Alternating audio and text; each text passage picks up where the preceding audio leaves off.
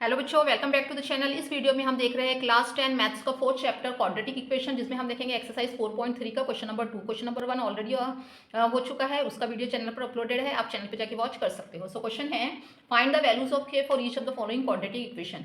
इस क्वेश्चन में, second question में हमें 2 इक्वेशंस गिवन है and in each equation we have to find the value of K so that they have equal roots. और यहाँ पे हमको एक कंडीशन भी गिवन है कि ये जो इक्वेशन गिवन है इनके रूट्स कैसे है, इक्वल रूट्स।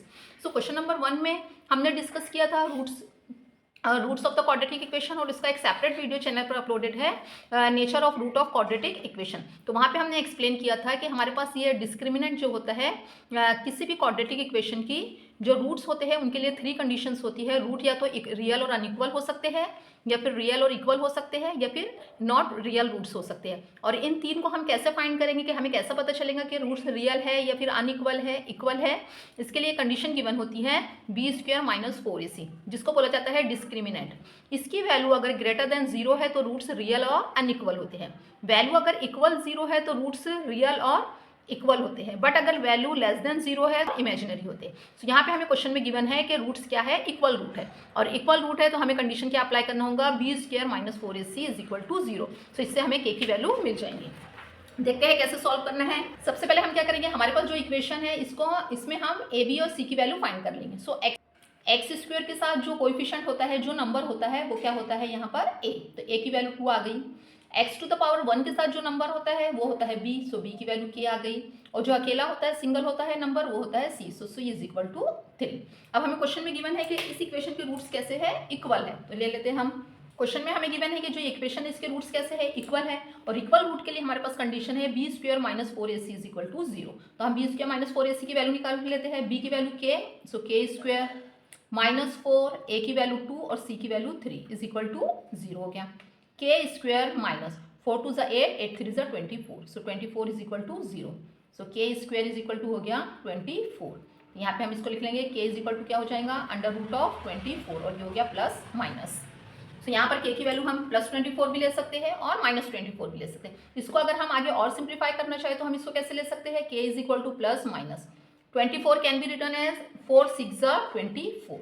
और यहाँ पे देखिए 2 जो है वो 4 is the square root of 2, तो हम 2 को यहाँ पे बाहर निकाल सकते हैं। तो क्या बन जाएगा, ये k +-, ये बाहर निकल गया तो √6। सो k की वैल्यू +-2 √6, या फिर k की वैल्यू +-√24।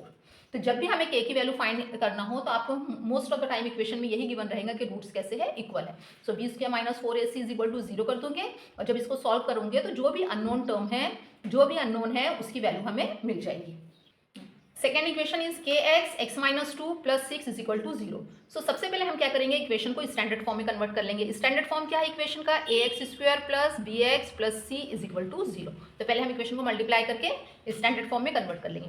सो kx × x, kx² - 2, तो ये हो गया 2kx + 6 = 0। तो हो गया यहाँ पे हमारे पास स्टैंडर्ड फॉर्म। x² के साथ जो भी कोएफिशिएंट होता है, नंबर होता है, जो भी रहेगा वो क्या होता है, a। तो यहाँ पर k है तो a की वैल्यू k हो गई। सो b = -2k और c की वैल्यू 6। यहाँ पे भी हमें गिवन है कि इक्वेशन के रूट्स कैसे है, इक्वल है।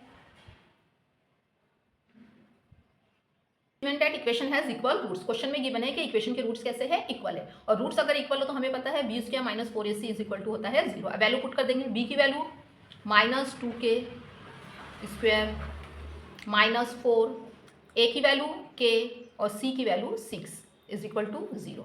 माइनस का स्क्वायर होता है प्लस, 2 का स्क्वायर 4, सो ये हो गया 4k² - 4 6 24k = 0। अब हमको इसको सॉल्व करना होगा। तो अगर हम दोनों में भी देखें तो यहाँ पे दोनों में k कॉमन है और दोनों भी टर्म में 4 भी कॉमन है। सो 4k कॉमन ले लेंगे।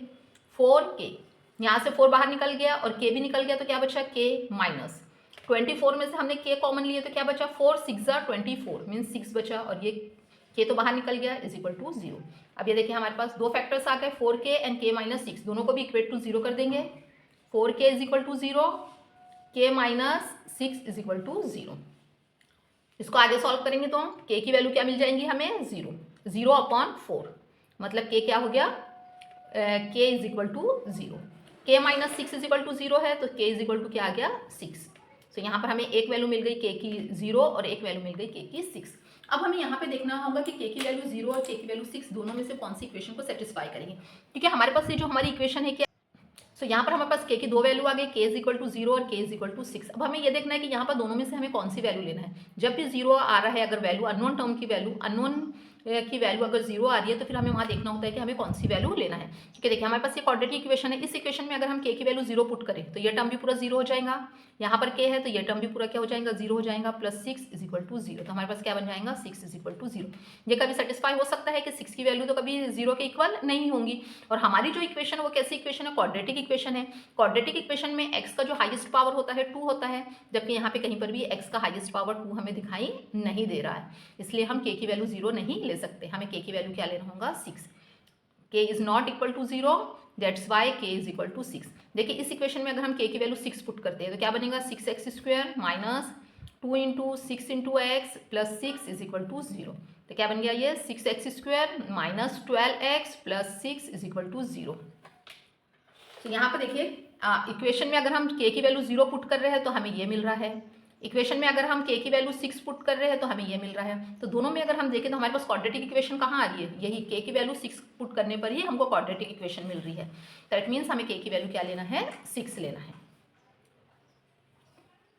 सो यहाँ पे ये सिर्फ एक्सप्लेन करने के लिए था, आपका आंसर सिर्फ ये यहाँ तक करोगे, k इज इक्वल टू 0 और k इज इक्वल टू 6, और आगे लिख दोगे k is not equal to 0, k is equal to 6। I hope आपको वीडियो पसंद आया हो। ऐसे ही और वीडियोस के लिए चैनल को सब्सक्राइब करें, लाइक शेयर और कमेंट्स करना ना भूलिए। नेक्स्ट वीडियो से हम अपना 5th लेसन स्टार्ट